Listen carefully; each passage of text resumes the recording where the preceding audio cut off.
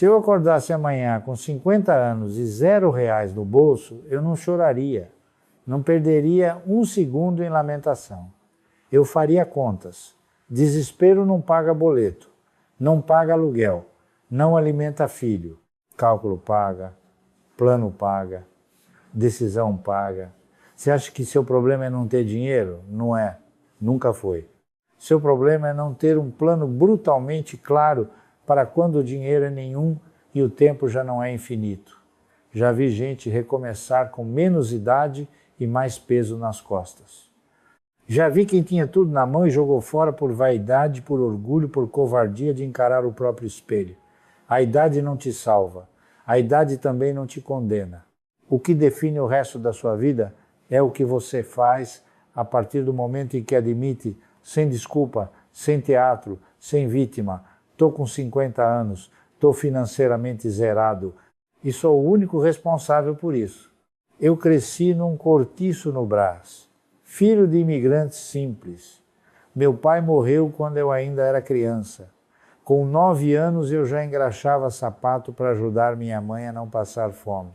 Não havia herança esperando, não havia padrinho político, não havia rede de segurança, havia trabalho, havia disciplina e havia uma certeza que foi se formando dentro de mim ainda muito jovem. Ninguém vai fazer isso por mim. Ninguém vai aparecer para me resgatar. Se eu quiser uma vida diferente, eu tenho que construir essa vida diferente. Tijolo por tijolo, real por real, ação por ação. Então, quando eu falo que faria contas e não choraria, não é arrogância, é experiência. É o resultado de uma vida inteira observando que o desespero paralisa e que o plano move. E o que eu quero fazer com você agora, durante esse tempo todo que temos juntos, é construir esse plano. Não de forma teórica, não de forma genérica, de forma brutal, de forma prática, do jeito que eu faria se estivesse no seu lugar.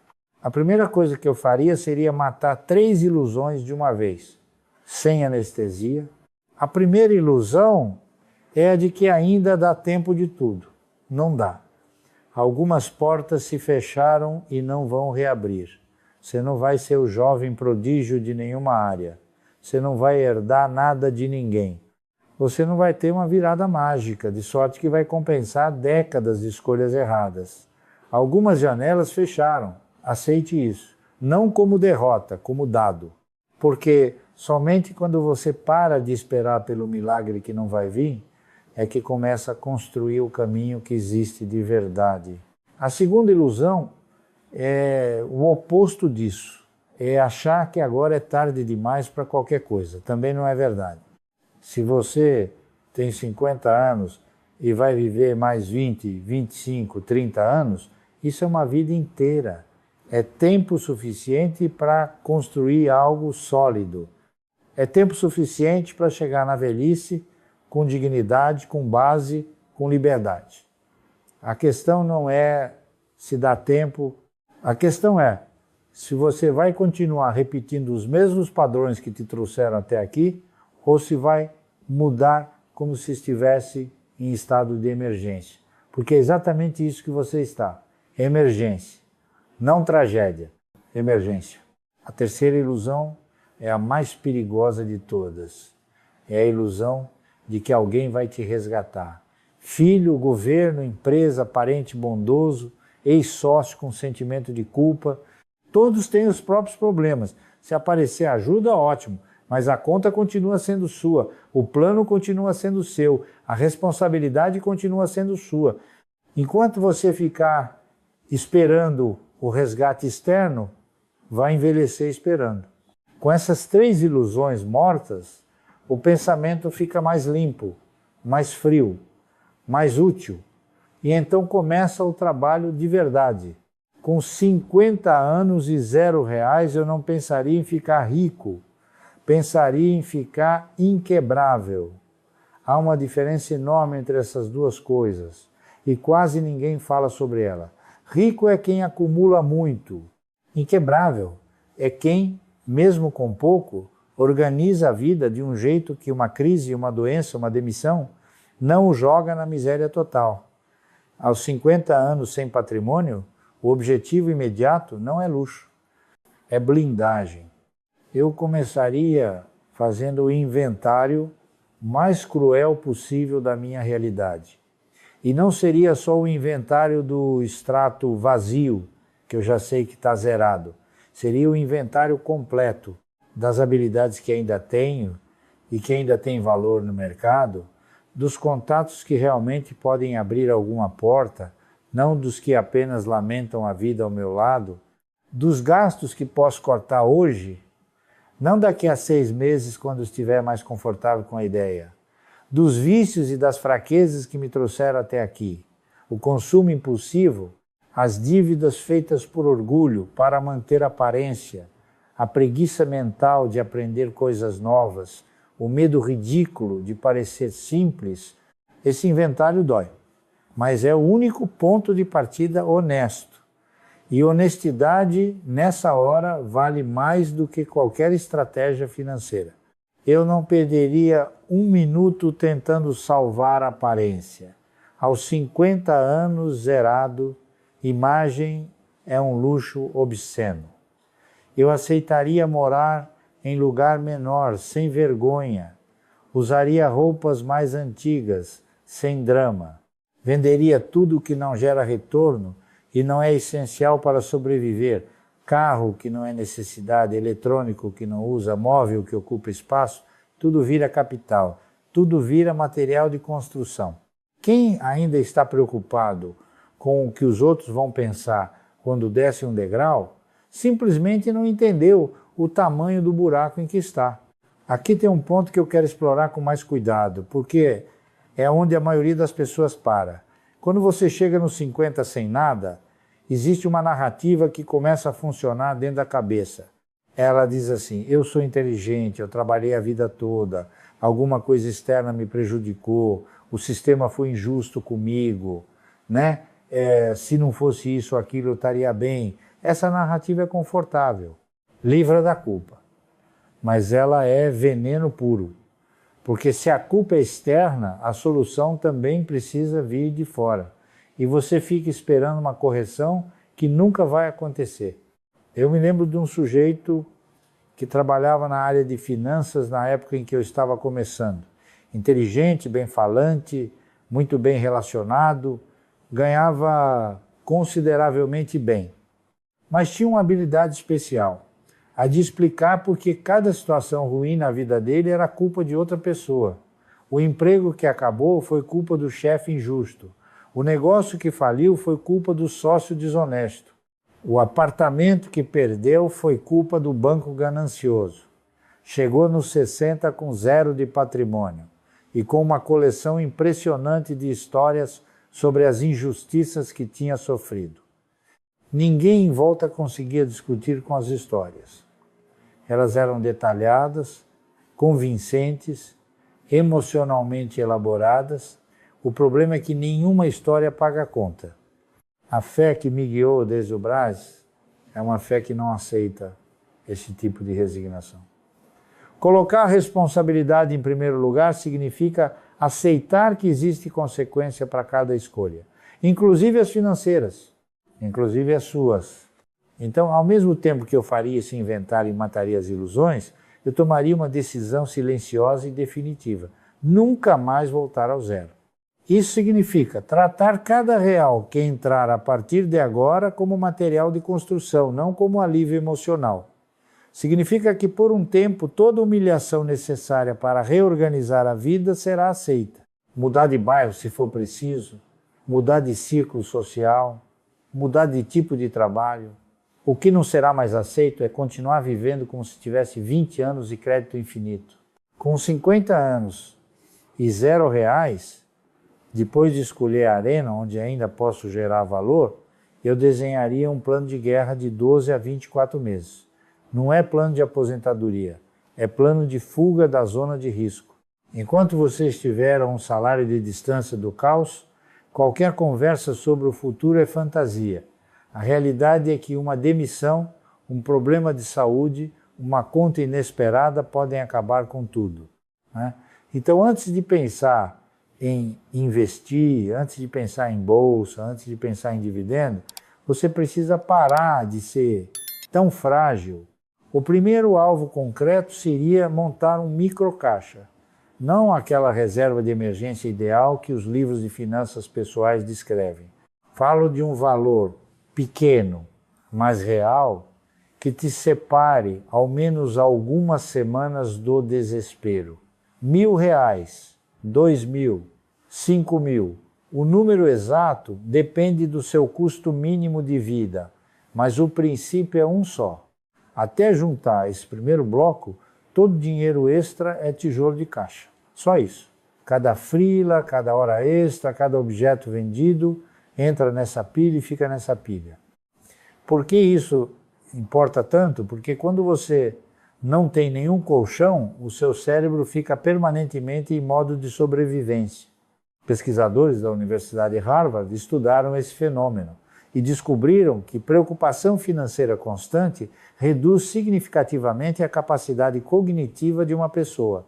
O equivalente a não dormir por uma noite inteira ou a viver no limiar do álcool o tempo todo, isso significa que você está tentando resolver problemas complexos de longo prazo com um cérebro que está apagando incêndio de curto prazo.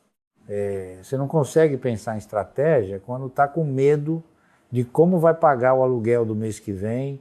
Essa é a armadilha da pobreza que poucos descrevem com honestidade.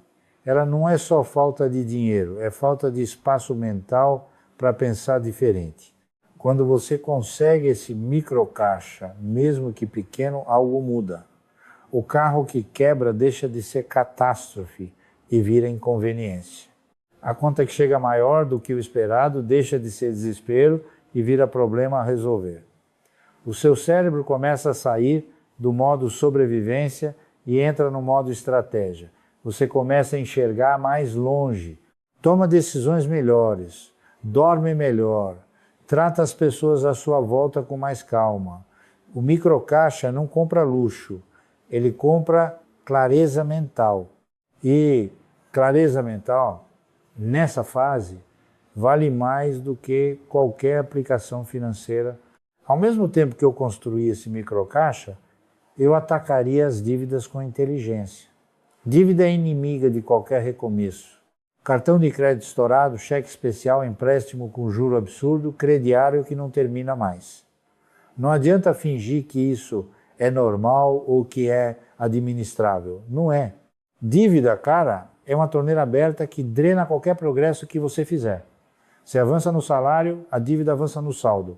Você corta um gasto, o juro do cartão come a diferença. É uma corrida contra a correnteza. Eu faria uma lista de tudo, do maior ao menor, com os juros, com os prazos, depois ligaria para cada credor um por um, não para chorar, não para contar a história de vida, para propor. Credor quer receber. Credor prefere receber menos agora, não receber nada depois. Esse é o princípio da negociação de dívida. Às vezes, alongar o prazo com juro menor é mais inteligente do que viver apagando incêndio todo mês. O objetivo é transformar monstros em parcelas suportáveis que caibam dentro da nova vida enxuta. Essa fase exige aceitar uma verdade incômoda. Você não está em posição de defender padrão de consumo.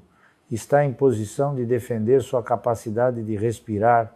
Qualquer gasto que atrase a construção do microcaixa e a reorganização das dívidas é traição contra você mesmo. A pizza para aliviar o estresse, a roupa nova porque você merece, a viagem de fim de semana para não enlouquecer. São formas bonitas de dizer: prefiro continuar vulnerável, prefiro o conforto de hoje ao alicerce de amanhã. Eu dividiria minha cabeça em dois modos funcionando ao mesmo tempo: modo sobrevivência e modo construção. Sobrevivência é o trabalho que paga o básico, o corte de custos, a renegociação com credores. Construção é o estudo focado para aumentar meu valor no mercado, a busca por oportunidades melhores, a criação de fontes de renda paralelas. Em qualquer dia da semana, Se eu não tivesse tocado ao menos um pouco em cada modo, eu consideraria que desperdicei tempo que não tenho de sobra. Os primeiros meses vão parecer injustos, isso é fato, não previsão. Você vai estar trabalhando mais do que nunca, ganhando pouco, cortando coisas que gostava e ainda vai ficar meses sem ver diferença significativa no saldo. É aqui que a maioria desiste. Volta a gastar porque ninguém é de ferro. Volta a se convencer de que não está fazendo diferença. Volta para o velho roteiro que já conhece bem. Se eu tivesse 50 anos e R$0, eu saberia que justamente essa fase em que nada parece mudar é a ponte entre o velho roteiro e qualquer chance de estabilidade real. O critério é simples e cruel. Se depois de 6 meses você não tem nenhum microcaixa montado, não tem nenhum credor reorganizado, não aumentou em nada a sua utilidade no mercado, então você não está recomeçando, está apenas sofrendo. E sofrimento por si só não ensina nada. O que ensina é sofrimento organizado em plano. Eu encararia cada dia dessa etapa como um dia em que estou tentando me afastar alguns centímetros do abismo. Não metros, centímetros. Nem todo dia será brilhante. Mas todo dia precisa ter ao menos um gesto prático que você poderia mostrar para outra pessoa e dizer: isso aqui prova que não estou mais vivendo como antes. Sem esses gestos, qualquer discurso de mudança é só consolo. Com 50 anos e R$0, eu não mexeria só em números, eu mexeria em gente. Nenhum plano financeiro sobrevive a um círculo social que te afunda. Você pode cortar gastos, trabalhar mais, estudar, negociar dívida. Se continuar cercado de quem te puxa para baixo, tudo isso vira esforço jogado em areia movediça. Eu começaria classificando as pessoas ao meu redor com a mesma frieza com que classifico uma despesa, ativo ou passivo, o que contribui ou o que drena. Há 3 tipos de pessoa que alguém quebrando não pode mais carregar nas costas. O primeiro é o parasita financeiro, aquele que sempre vai te devolver depois, que sempre está num aperto, que faz drama para te arrancar dinheiro que você não tem, que pede favor com a cara de quem está te fazendo um favor, ele não quer ajuda, quer patrocinador. Enquanto você tiver medo de dizer não, não vai ter coragem de sair do buraco. O segundo é o sabotador emocional, é aquele que ri quando você fala em se reorganizar, que diz que você pirou, que diz que a vida é curta demais para essa seriedade toda, que não vale a pena se matar juntando dinheiro, que fica lembrando que fulano tentou e não deu certo. Ele não está preocupado com a sua alegria, está preocupado com o próprio espelho, porque se você mudar, a mediocridade dele fica exposta. Seu progresso é uma acusação silenciosa contra a estagnação dele. O terceiro é o disperso crônico, aquele que nunca tem um plano, mas sempre tem um convite. Bar, viagem, churrasco, compras, rolê. Ele não aguenta ficar sozinho com a própria consciência e precisa de companhia para continuar se enganando. Se você entrar, financia a fuga dele junto com a sua. Eu praticaria o que quase ninguém tem coragem de fazer. Distância silenciosa. Não briga, não discurso, não drama. Só presença menor, menos resposta, menos disponibilidade, menos aceitação de convite. Quem de fato te quer bem, respeita quando você diz: agora não dá, estou arrumando a vida. Quem não respeita nunca foi seu aliado de verdade. Ao mesmo tempo, eu procuraria proximidade com outro tipo de gente. Não guru de rede social, não vendedor de fórmula mágica. Gente real que está fazendo o que eu preciso fazer, pagando dívida, baixando o padrão, construindo base, um colega que está se reorganizando, um profissional mais velho que já passou por crise pesada e saiu do outro lado. Uma conversa honesta com alguém, assim, vale mais do que horas de conteúdo motivacional. E com a família? Com a família seria igualmente claro, se necessário. Parente que usa seu nome para tomar crédito enquanto você está quebrando não é família, é risco.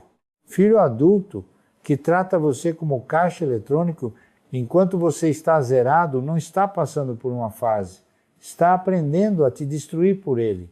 Se eu tivesse 50 anos e zero, eu deixaria muito claro, com amor, mas sem ambiguidade.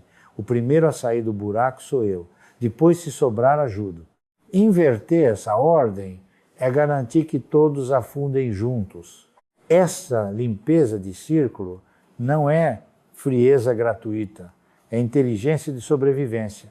Cada vez que você explica seu plano para alguém que não respeita a ideia de responsabilidade financeira, você sai mais fraco da conversa. Sai duvidando de si, sai tentado a desistir. Aos 50 anos você não tem energia sobrando para ficar se defendendo o tempo todo. Precisa de silêncio produtivo, não de opinião barata. Depois de organizar o espaço interno, o espaço ao redor e o primeiro caixa, vem um ponto que quase todo quebrado ignora. A reputação financeira. Quando você está no chão, seu nome é o último ativo que ainda pode ser salvo ou destruído de vez. E é ele que vai decidir se alguém aceita correr risco ao seu lado daqui a alguns anos. Eu olharia para as promessas que fiz e não cumpri. Empréstimos com conhecidos, acordos abandonados no meio, parcelas atrasadas que fingi esquecer. Cada um desses episódios é uma mancha. Não importa se o valor é pequeno, importa o padrão que eles estabelecem na cabeça de quem convive com você. Com 50 anos zerado, eu aceitaria uma verdade dura. Não dá para pagar tudo de uma vez, mas dá para mudar de postura de uma vez. Em vez de sumir de quem devo, eu me aproximaria, mandaria mensagem, ligaria, apareceria, não para chorar, para assumir. Eu devo, eu errei, não posso tudo agora, mas aqui está o que consigo neste mês e aqui está o plano para o restante. Muitos não vão acreditar de imediato, alguns vão aceitar. O que importa não é o perdão imediato, é começar a construir um histórico novo, um tijolo de credibilidade por vez.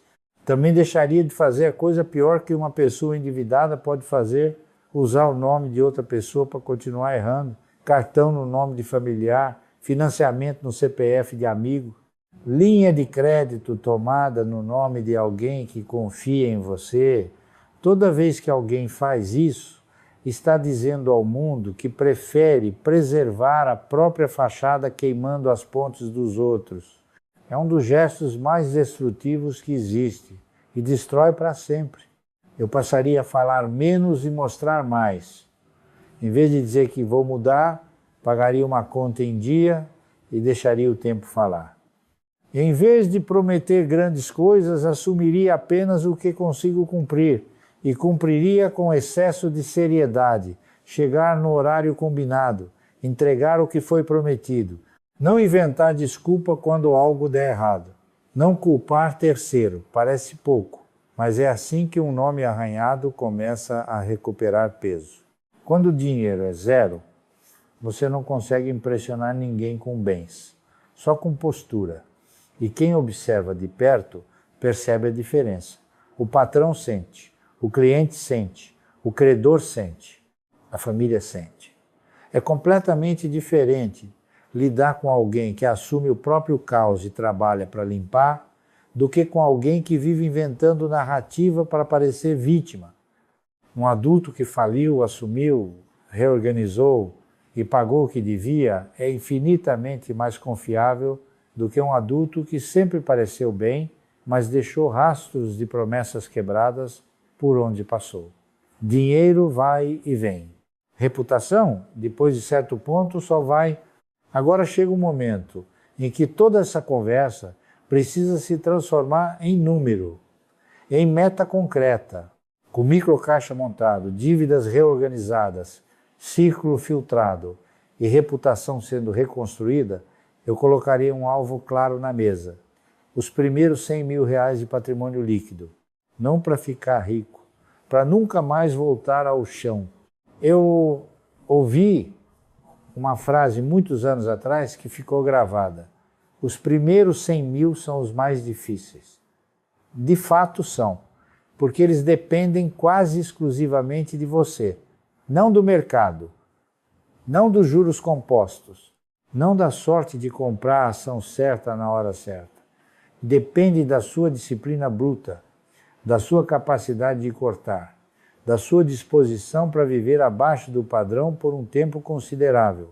E quando você tem 50 anos e começa do zero, essa verdade fica ainda mais afiada. Deixa eu colocar isso em matemática, porque é importante você entender o que está pela frente sem romantismo. Suponha que na vida reorganizada, depois de cortar tudo que é supérfluo, depois de renegociar as dívidas, você consiga guardar e aportar R$500 por mês. R$500. Em um ano são R$6.000. Em 5 anos são R$30.000, mais algum rendimento modesto dependendo de onde você alocar. Nesse ritmo, para chegar nos R$100.000, você vai precisar de mais de 10 anos. É muito tempo, é desanimador, eu sei. Por isso o plano não pode parar na poupança passiva. Precisa de um segundo motor, o aumento ativo da sua capacidade de gerar renda. Com 50 anos de experiência de vida, você tem algo que jovem nenhum tem: conhecimento acumulado, habilidades testadas, visão de contexto. A questão é, esse conhecimento está gerando renda proporcional ao que vale? Na maioria dos casos que eu observei ao longo de décadas no mercado, não está. A pessoa acumula anos de experiência, mas cobra como se fosse iniciante. Tem habilidades raras, mas as oferece por preço de commodity. Sabe fazer coisas que muita gente precisa, mas não sabe onde encontrar. O trabalho de aumentar seu valor de mercado não é reinventar a vida do zero. É identificar o que você já sabe e empacotar melhor. Um profissional que entende de gestão de obras e que aprende a comunicar esse conhecimento de forma clara, pode cobrar de consultor o que antes cobrava de subordinado. Um contador que domina o setor em que trabalhou por 20 anos e aprende a atender pequenas empresas desse setor por conta própria pode dobrar o faturamento. Uma vendedora experiente que aprende a usar bem ferramentas digitais pode multiplicar sua carteira sem precisar mudar de área. Não estou falando de milagre. Estou falando de aplicar experiência existente em contextos mais bem remunerados. Isso exige estudo focado, não estudo aleatório, estudo cirúrgico, meia hora por dia, em algo que vai aumentar diretamente seu preço no mercado. Meia hora consistente, todo dia, por um ano, muda mais do que uma semana de imersão que você faz uma vez e esquece. Existe algo que pouquíssimos discutem com honestidade. A maioria das pessoas de 50 anos que está quebrando, não está quebrando por falta de habilidade. Está quebrando porque nunca aprendeu a cobrar pelo que vale. Passou décadas sendo competente e cobrando como iniciante. Passou décadas entregando mais do que o combinado e aceitando o que ofereciam. Passou décadas sendo bom profissional num mercado que paga a quem negocia melhor, não necessariamente a quem trabalha mais. Isso muda agora. Você vai parar de precificar por quanto precisa, vai começar a precificar por quanto entrega. Há uma diferença enorme entre os dois. Quem precifica por necessidade aceita qualquer coisa porque tem medo de perder. Quem precifica por entrega sabe o que coloca na mesa, conhece o valor disso e tem a serenidade de recusar o que não compensa. Essa serenidade não vem do nada, vem justamente daquele microcaixa que você construiu. Vem de saber que se essa proposta não fechar, você tem margem para esperar a próxima. Tudo está conectado. O caixa te dá coragem para negociar. A coragem de negociar aumenta o que você ganha. O que você ganha vai para o patrimônio. O patrimônio te dá ainda mais liberdade. É um ciclo virtuoso que começa no passo mais humilde e mais difícil. Guardar o primeiro R$1.000 e não tocar nele. Se com esse esforço adicional você conseguir elevar sua capacidade de aporte de 500 para 1.000, 2.000 reais por mês, o caminho para os 100 mil encurta pela metade. E se conseguir fazer isso enquanto mantém os custos no patamar enxuto que você construiu, o resultado aparece mais rápido ainda. O ponto crítico aqui é o seguinte: depois dos 50, você não pode mais empurrar essa meta para depois. Se você não mira os primeiros 100 mil agora, quando sua energia ainda permite trabalhar mais, estudar mais, ajustar mais, não vai mirar mais tarde quando o corpo começa a cobrar juros mais altos por cada esforço. É por isso que tanta gente atravessa essa década com o nariz fora da água para descobrir aos 65 que não tem nada além de benefício apertado e contas que nunca somem. 100 mil reais nessa fase da vida não é luxo, é amortecedor. É o dinheiro que impede que uma demissão vire desespero absoluto, que uma cirurgia te jogue direto na miséria, que a necessidade de trabalhar em ritmo menor te transforme em peso nas costas de quem está à sua volta. Ele não compra mansão, não compra carro de luxo, não compra vida de novela, compra respeito próprio, compra o direito de olhar para uma situação difícil e perguntar como eu atravesso isso em vez de quem vai me salvar. A pergunta que você precisa se fazer não é se vale a pena tanto sacrifício por 100 mil reais. A pergunta é: como vai ser sua vida aos 65 se você chegar lá sem ter acumulado nada? Um cenário é duro, exige renúncias, é desconfortável agora, o outro parece mais leve hoje e cobra um preço devastador depois. Você está escolhendo entre disciplina difícil numa década ou humilhação desorganizada no restante da vida. Agora vem a parte que a maioria deixa passar. Quando você está construindo esse caminho, existe uma armadilha que faz mais vítimas do que qualquer investimento ruim. Eu chamo de armadilha da recompensa prematura.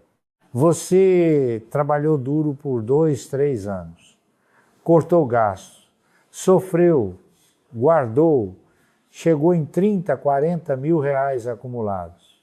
Nesse momento, o cérebro começa a gritar: você mereceu, você se saiu bem. Você pode dar uma folga para si mesmo. Coincidentemente, aparece aquela oportunidade. O carro que precisa trocar, a reforma que estava esperando, a viagem que vai rejuvenescer a sua energia. E o raciocínio parece razoável. Tenho dinheiro, mereço, vai ser a última vez. Não vai ser a última vez. Vai ser a primeira vez depois do próximo ciclo de poupança. Quem cede aqui não está apenas gastando um dinheiro, está confirmando para o próprio cérebro que a recompensa de acumular é gastar.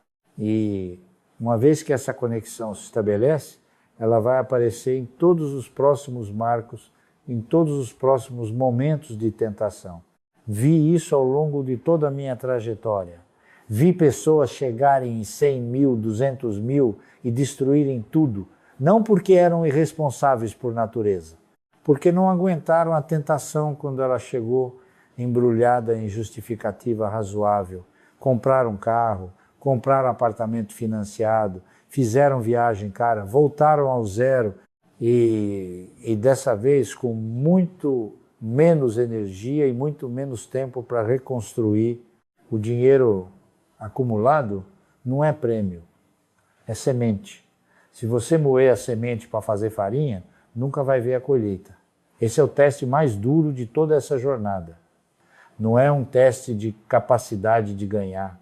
É um teste de caráter, um teste de se você acredita de verdade no seu próprio futuro, se você se considera digno de liberdade de longo prazo ou apenas de prazer de curto prazo.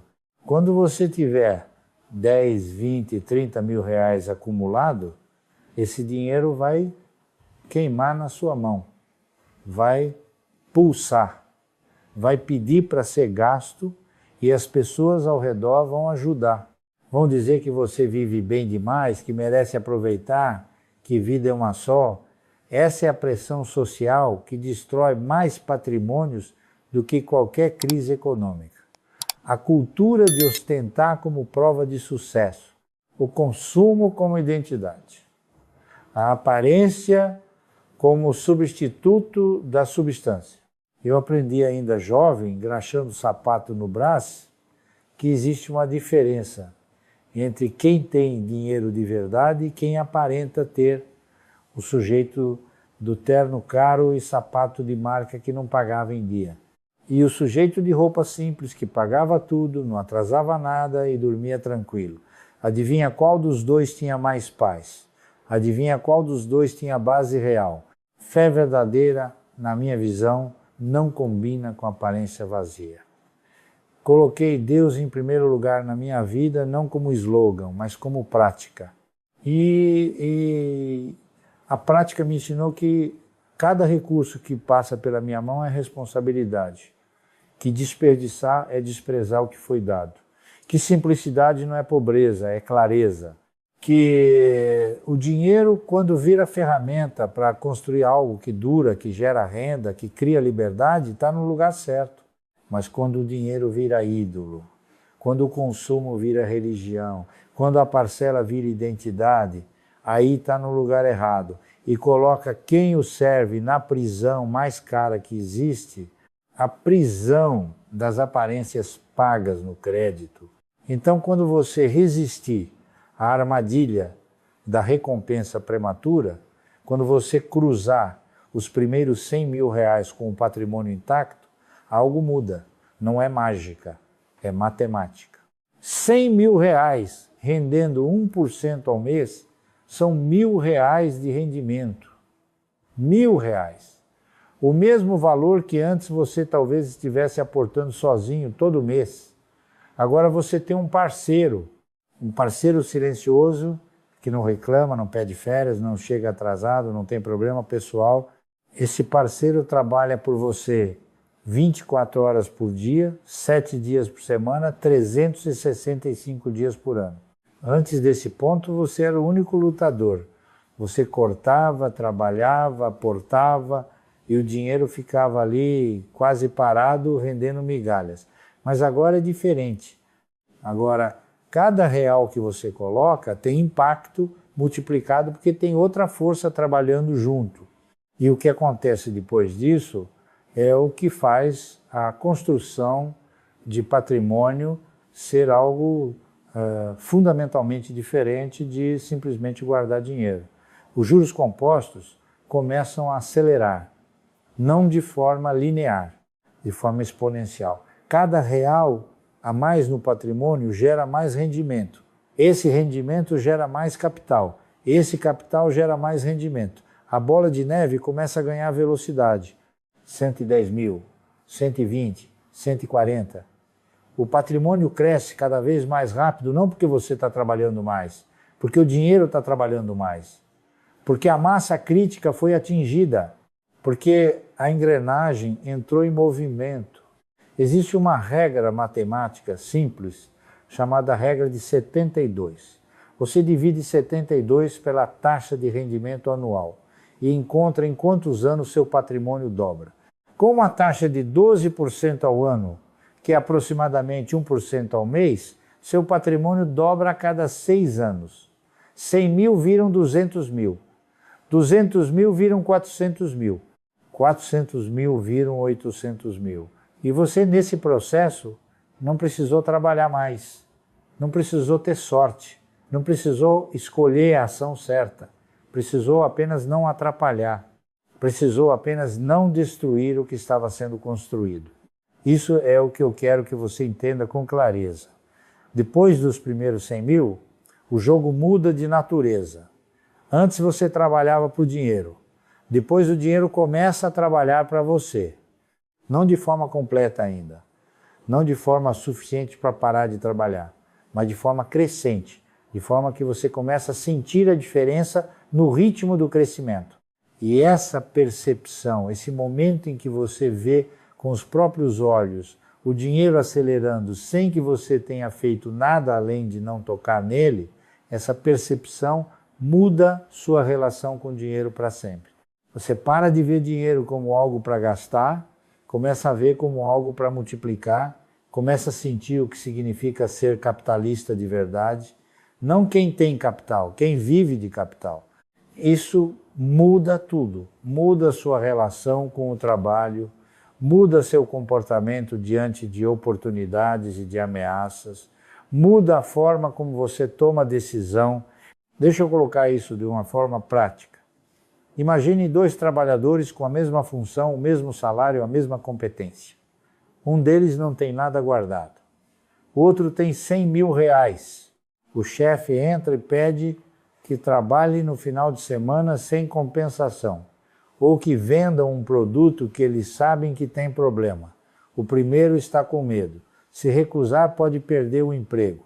Se perder o emprego, não paga o aluguel do mês que vem, esse medo é físico, é visceral.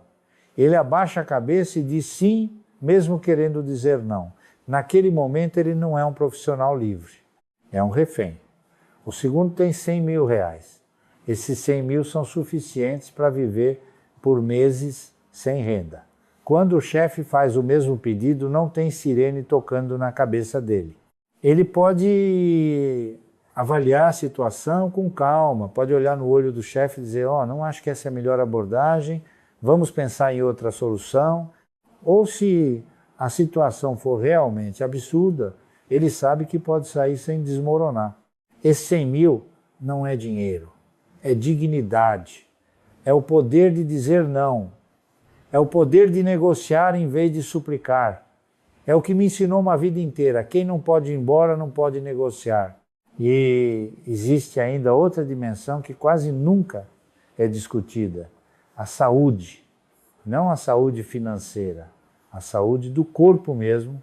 Quando você não tem nenhuma reserva, quando qualquer imprevisto é catástrofe, quando você dorme com medo do que pode acontecer amanhã, o seu nível de cortisol, que é o hormônio do estresse, fica cronicamente elevado. Essa elevação constante tem consequências físicas concretas. Piora o sono, aumenta a inflamação, compromete o sistema imunológico, piora a memória e a capacidade de concentração. Eleva o risco de problemas cardiovasculares. A pobreza crônica não é só problema financeiro, é um problema de saúde. E ignorar isso é ignorar metade do problema. Quando você acumula esse primeiro colchão, mesmo antes de chegar nos 100 mil, o cortisol cai, o sono melhora, a paciência aumenta, a clareza mental volta. Você fica mais capaz de tomar boas decisões justamente porque deixou de estar permanentemente em estado de alerta. Esse benefício de saúde, invisível nos números, é um dos maiores retornos que você pode ter a partir de construir alguma reserva. Falando nisso, com 50 anos, existe uma variável que você precisa colocar no plano com seriedade, que aos 30 não precisava da mesma forma, a saúde preventiva. Cada real que você investe em manutenção do seu corpo hoje, em exames de rotina, em hábitos que você ainda não tem, mas deveria ter, em consultas que está adiando, esse real vai economizar uma quantidade múltipla no futuro. Doença descoberta cedo é problema de saúde. Doença descoberta tarde é catástrofe financeira. Incluir saúde preventiva no orçamento da nova vida não é gasto. É investimento de altíssimo retorno. Chegamos agora na parte que eu considero mais importante de toda essa conversa.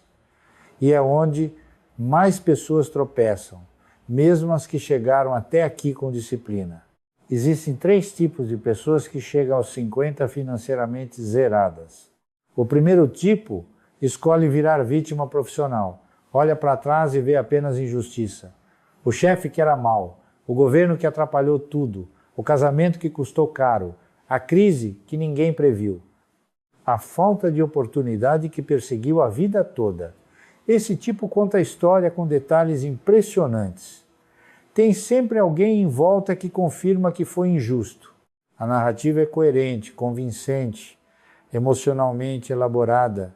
O problema é que narrativa não paga boleto. Se o passado foi todo culpa de outros, o futuro também depende de outros para melhorar. E outros nunca chegam. Esse tipo morre esperando reparação que não vem. O segundo tipo é mais perigoso. O negador. Finge normalidade. Diz que todo mundo está assim, que é só fase, que dinheiro não é tudo. Não se permite sentir a vergonha produtiva que obriga à mudança. Usa a filosofia barata para não encarar o próprio fracasso. Enquanto isso, continua consumindo como se nada estivesse errado. Continua cercado das mesmas pessoas. Repete as mesmas decisões. Chega nos 65, nos 70, com o mesmo discurso, só que com muito menos energia, muito menos tempo e muito menos gente disposta a acreditar. O terceiro tipo olha para a própria vida da mesma forma que eu olharia para uma empresa em dificuldade. Reconhece que o problema é grave, que muita coisa foi feita de forma equivocada, que houve orgulho, que houve medo, que houve preguiça, sente vergonha, mas não usa essa vergonha para se esconder, usa como combustível. É aquele que diz para si mesmo, sem melodrama, com a frieza de quem faz conta, não vou morrer sendo a pessoa que fui até aqui. Não há nada de romântico nisso. É brutal, é necessário. E é a única rota que tem saída real. Se você chegou até aqui, se você ainda está ouvindo, você já sabe em qual dos três tipos quer se encaixar. O caminho prático está desenhado. Matar as ilusões, fazer o inventário sem piedade, construir o microcaixa, reorganizar as dívidas, limpar o círculo, reconstruir a reputação, aumentar o valor no mercado, mirar os primeiros 100 mil sem destruí-los quando chegarem. Nada disso é divertido, nada disso rende aplauso de quem está ao redor. O que diferencia quem executa de quem volta ao ponto de partida é a história que você conta para si mesmo quando está cansado, quando a tentação aparece, quando parece que não está adiantando. Se você escolher a rota da vítima, vai usar cada dificuldade do plano como prova de que não nasceu para isso. Cada mês apertado, cada convite recusado, cada cansaço vai virar mais um tijolo na parede do não deu para mim. Se você escolher a rota do negador, vai adaptar o plano para caber na velha vida. Vai dizer que está mudando enquanto frequenta os mesmos lugares, gasta com as mesmas coisas, cede às mesmas pressões. Em alguns anos vai descobrir que o recomeço foi só discurso. Se você quiser de verdade uma segunda chance, vai ter que adotar a frieza de quem aceita que o antigo eu não serve mais. Isso não significa se odiar, significa apenas aceitar que a vida respondeu com lógica, não com maldade, e que a partir de agora cada escolha nova é uma correção de rota, não um castigo. Começar aos 50 não é sobre milagre, é sobre se recusar a passar os próximos 20 ou 30 anos defendendo a biografia de alguém que se comportou como amador. Você pode continuar explicando o passado, ou pode começar a escrever um final diferente para essa história. As duas coisas não cabem na mesma vida. Agora quero resumir tudo isso em decisões que você pode carregar na cabeça mesmo quando estiver exausto, porque exausto você vai estar. E é exatamente nessa hora que as decisões precisam ser automáticas. A primeira decisão é de identidade. Você deixa de ser alguém que teve azar e passa a ser alguém em reconstrução. Parece só uma frase. Muda tudo. Quem se acha vítima gasta energia se explicando. Quem se vê em obra gasta energia movendo tijolo. Toda vez que vier a tentação de contar sua tragédia para alguém, troque por uma ação pequena que melhora a sua posição. Pagar uma conta, estudar meia hora, cortar um gasto. Um movimento concreto vale mais do que 10 desabafos. A segunda decisão é de padrão. Sua vida passa a rodar abaixo do que poderia, não acima. Moradia, transporte, lazer, alimentação, tudo passa pelo mesmo filtro. Isso cabe no meu plano de chegar vivo e de pé nos próximos 20 anos? Ou é só mais uma tentativa de provar que não estou tão mal quando a resposta for a segunda opção, recua? Você não precisa convencer ninguém, precisa construir. A terceira decisão é de foco profissional. Em vez de colecionar possibilidades, você escolhe uma rota de geração de renda e se compromete com ela por anos, não por meses. Trabalho principal para pagar a base. Atividade complementar quando possível para acelerar o caixa. Estudo direcionado para ficar cada vez menos descartável. Nada de pular de galho em galho atrás da oportunidade perfeita. Aos 50 anos, instabilidade voluntária. É luxo de adolescente. A quarta decisão é de caixa. Uma parte do que entra nunca mais é tratada como extra. Vira lei. Por menor que seja, aquele valor sai de você e vai para o futuro. Primeiro até formar alguns meses de sobrevivência em reserva, né? Depois até transformar em patrimônio que começa a render. Você não precisa gostar disso, precisa repetir. Quem esperar sentir vontade de guardar, nunca vai guardar. A quinta decisão é de gente. Você não discute mais com quem zomba do seu plano. Não tenta convencer quem sabota qualquer tentativa de ordem. Apenas se afasta. Fica disponível para quem respeita limites, trabalha sério, assume erro, fala pouco e faz muito. Cada interação agora é filtrada por uma pergunta simples. Sai disso mais lúcido ou mais confuso, mais forte ou mais fraco. O que não passa nesse filtro é entretenimento caro demais. A sexta decisão é de tempo. Toda semana precisa ter horas visíveis dedicadas à manutenção e ao avanço da reconstrução. Manutenção é revisar contas, ajustar gastos, cuidar da saúde, manter a rotina que impede quedas. Avanço é estudar. Abrir contato novo, testar a forma de ganhar mais, planejar próximos passos. Se a semana acabou e você apenas correu atrás de problemas sem tocar nenhum fio da construção, está voltando lentamente ao velho roteiro. Essas 6 decisões juntas, sustentadas com teimosia por alguns anos, mudam os números inevitavelmente. A velocidade vai variar, a direção não é magia, é consequência. O que as pessoas de fora chamam de virada na vida de quem se ergueu era quase sempre isso. Um conjunto pequeno de decisões feitas com consistência quando ninguém prestava atenção. Você não precisa saber como será tudo daqui a 10 anos. Precisa ter clareza sobre o que não vai mais repetir amanhã. A ruína que você teme não cai de uma vez. Ela é construída em pequenas concessões diárias. A saída também. A diferença é que ninguém aplaude quem sobe degrau por degrau. Mas quem chega lá olha para trás e percebe que aquele começo tardio, doloroso e solitário foi o ponto exato em que parou de ser empurrado pela vida e passou a dirigir de fato os anos que ainda restam. Agora imagine 2 cenas futuras.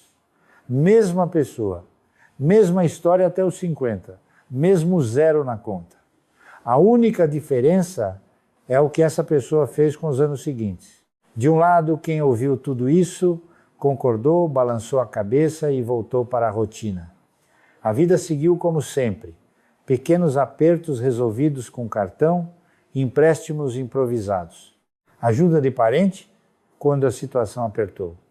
Alguns períodos de agora vai, seguidos de recaída no mesmo consumo, nas mesmas concessões, nas mesmas desculpas. Aos 65 o corpo cobra juros do descuido. O emprego some ou encolhe. O benefício do INSS é suficiente para não passar fome, mas insuficiente para qualquer imprevisto. Cada exame é um medo, cada conta inesperada é uma crise. Cada favor pedido tem gosto de humilhação. Essa pessoa sabe que teve chance de se reorganizar e não quis. A raiva que sente do mundo é, no fundo, raiva de si mesma. De outro lado, quem engoliu a humilhação do zero, reduziu o padrão, cortou gente, ergueu caixa, reconstruiu reputação, mirou os primeiros 100 mil como fronteira mínima e não os destruiu quando chegaram. Não houve milagre nesse caminho.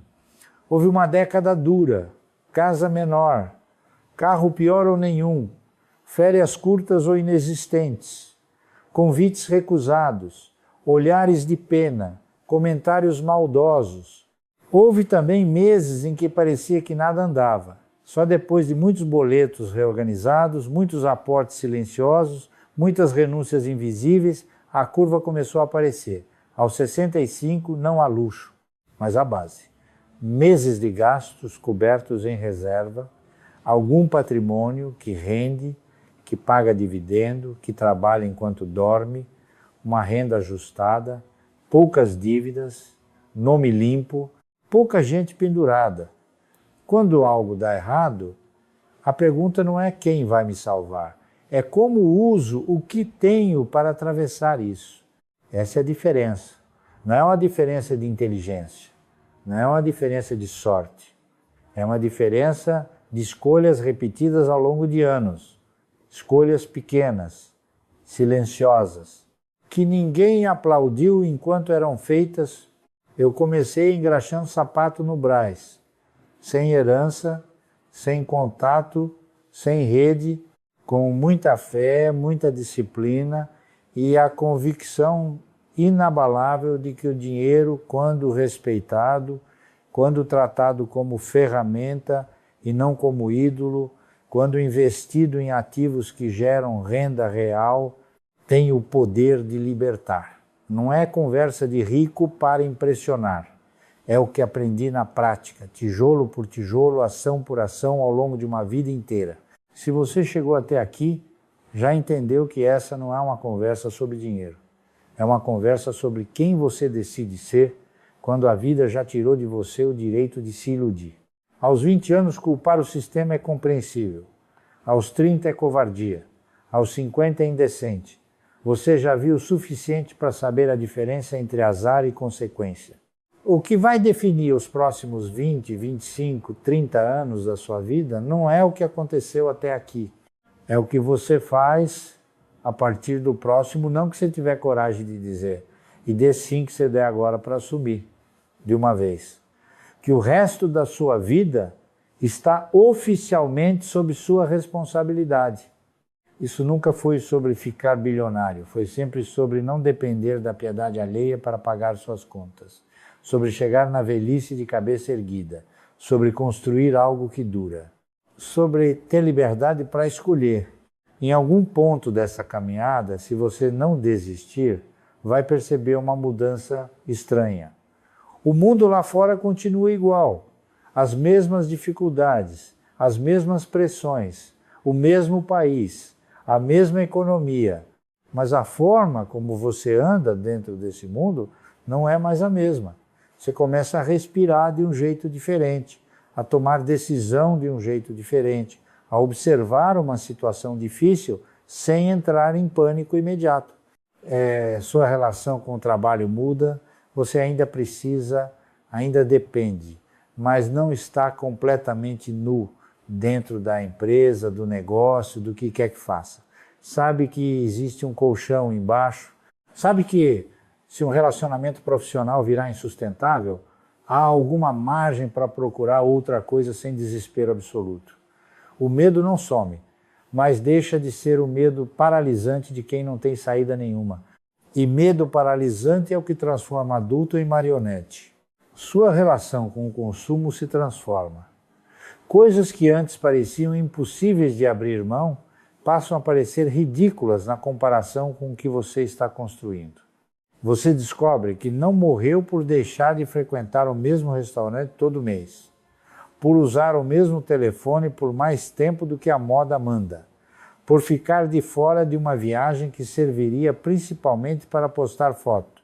Descobre que viver sem precisar provar nada para ninguém é muito mais leve do que viver endividado para sustentar um papel que nunca te alimentou de verdade. E quando alguém olhar de fora lá na frente, talvez veja apenas uma vida simples, sem ostentação, sem feitos espetaculares. Não vai imaginar a distância entre o sujeito que chegou aos 50 com zero e o sujeito que hoje tem base, margem, palavra e rumo. Essa distância não aparece só em números. Aparece na forma como você dorme, no jeito como entra num lugar, na calma com que diz não para coisas que antes te deixariam em pânico só de imaginar que poderiam ser tiradas. O verdadeiro resultado de tudo isso não é uma quantia específica na conta. É ter recuperado a capacidade de decidir o próprio destino em vez de ser empurrado por boletos, culpas e medos acumulados. Dinheiro é ferramenta. Dignidade é o que você constrói com ele quando para de viver como criança, esperando que alguém resolva o que é seu para resolver. Simples assim.